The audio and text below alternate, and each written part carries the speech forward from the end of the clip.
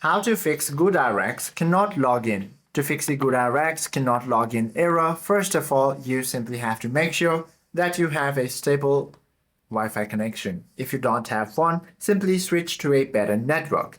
Now, once you ensure this, make sure to turn off any active VPNs on your device and then proceed to clear your application or browser cache. If you are on web browser just like me, tap on the address bar or the lock-like icon right next to the address bar, and once the cookies and site data option opens up, go ahead and tap on this, then tap on this trash bin icon to remove corrupted file. Or if you are using the mobile application, open your app gallery, locate the GoodRx application icon, long press it, then access the app info panel, scroll down to the storage and cache.